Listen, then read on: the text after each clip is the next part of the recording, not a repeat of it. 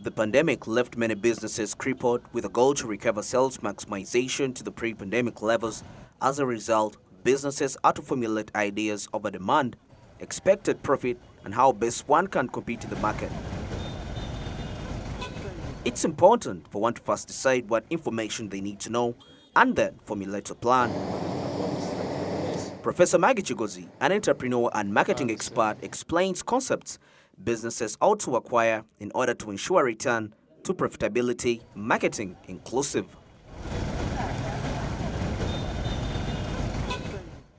Know what they see, what they've heard about, and therefore it is a very important part of any business. You don't have to hire expensive marketers. It's something you can do yourself as a business owner, but also you can, friends and, use the media to be able to market, yeah. But it is definitely a very important part of any business. Well, you need a good brand. Well, I started with a product. What brand is out there that you are then going to market? Yeah, so they are not quite the same thing, but marketing definitely builds on the brand, because otherwise people don't know the brand until someone has talked about it, has promoted it, has shown it, has tried it.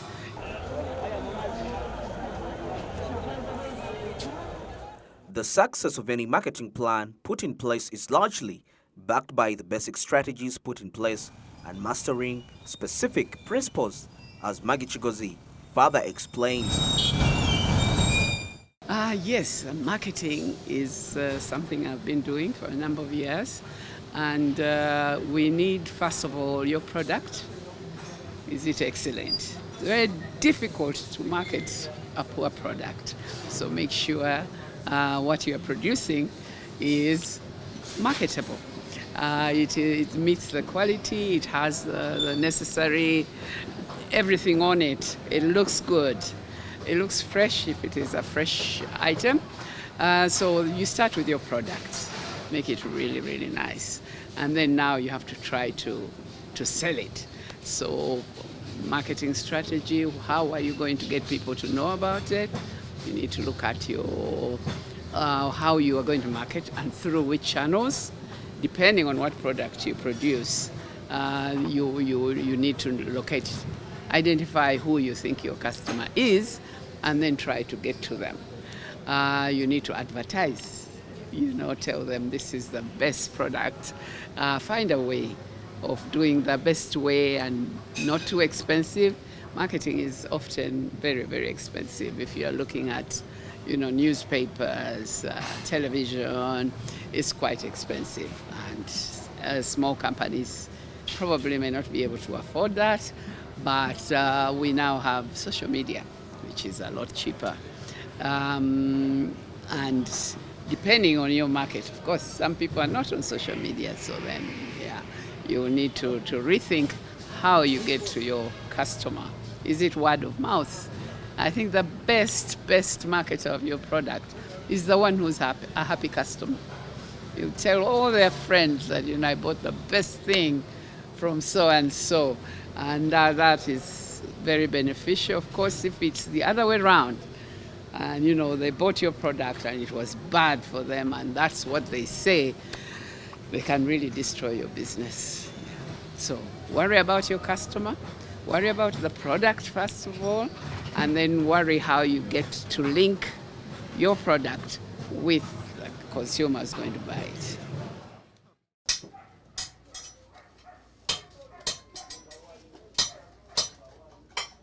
Most small businesses collapse before their 50th birthday. Growing a business is no easy, as most businesses are never the same. There are, of course, the obvious external factors such as taxes, market size, competition, and demand.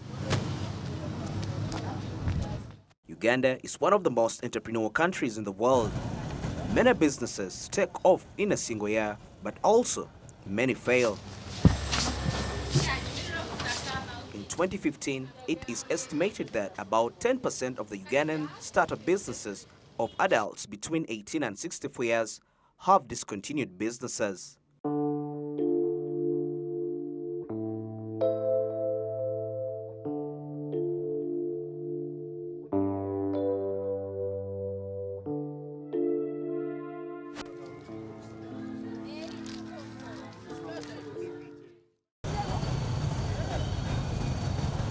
Uganda is said to be among the African countries with the leading business failure rate, along with Malawi, Angola, Zambia, Botswana, Ghana, and Nigeria.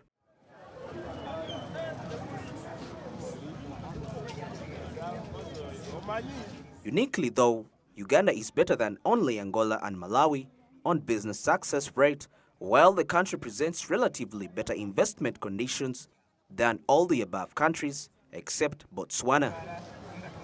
Despite the neglect to engage in market, Maggie Chigozi takes us through why most of the startups in Uganda don't see their first birthday and what is needed to ensure business survival.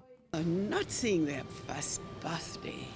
I think if you've been serious, you are not. A lot of us just say, today I'll bring 10 chicken, and that's my business. You are just playing around, and that's okay. You can go ahead and do that. But don't call it a business so that when your 10 chicken die next week, you say businesses close. Serious businesses do not close because you do a lot of things, including the marketing.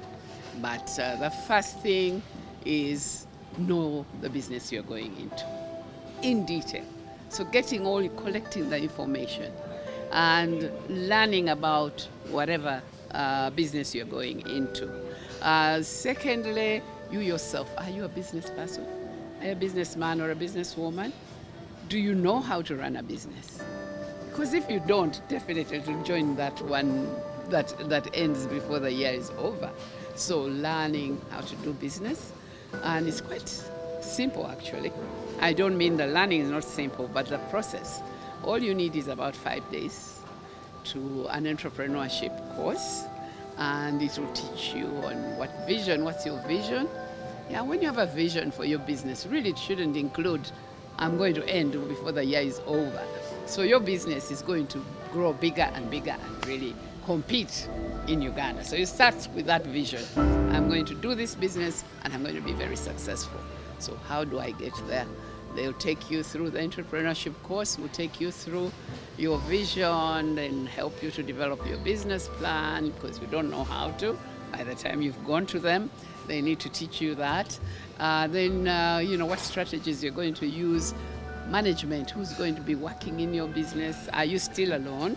Yes, for small businesses often, we all start up just as individuals. So you are the accountant, you are the manager, you are everything, the marketer. But as you go along, what kind of management do you need in your particular business? Which skills do you need? Then they will take you through the marketing, the management, all those things for you to succeed in your business. It's not encouraging them. I'm just telling them that if they don't want to close in the first year, they need to know how to run a business. There are few very lucky people who are born entrepreneurs. For them, it is easy, buy, sell, I know what to do. It's just in their blood. And we do meet a few of those. But most of us, you have to actually take the time, give the time and learn how to do it. Yeah. Okay. Majority of the businesses in Uganda have done the best to ensure aggressive marketing strategies which have not registered the desired success, leading to frustration.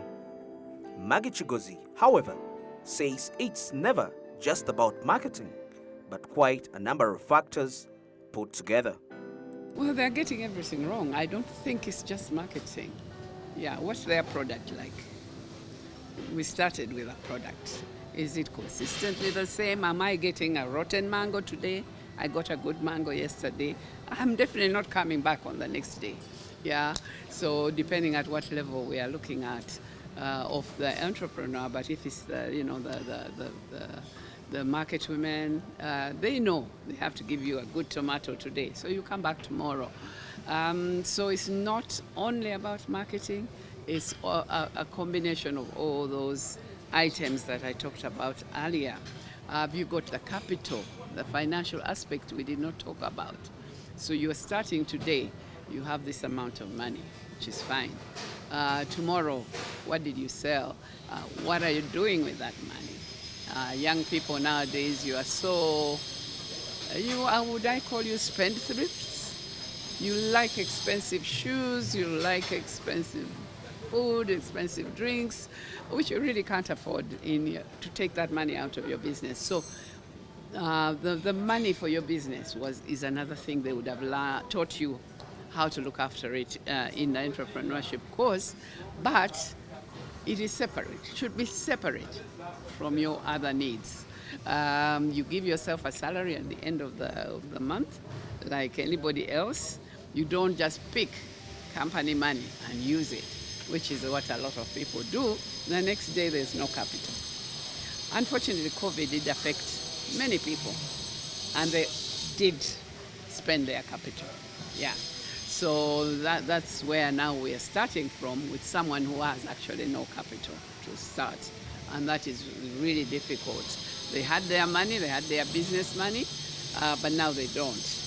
So whether they can market is still challenging. Now the challenge is, how are you treating your suppliers? How have you been treating your suppliers? So if you are authentic, you are someone they can trust, they can lend you. They can give you whatever you're going to market for today, for tomorrow. But that's when you had a relationship with them and they learned to trust you long term. So when you are dealing with people all along your whole business, be it your banker, are you talking to them? Are you telling them? Are you banking, first of all? When our bankers know we are running a business, they expect to see some sales coming in. But if I'm picking the sales and using it immediately, my banker doesn't know that my business actually has been running all this time. So if I'm going to him or her now and asking for a loan, she may not give it to me because, she hasn't been seeing activities. So if I produce eggs, ideally, I should be selling the eggs, banking the money, withdrawing it again, buying the feed, so that there is movement on the account.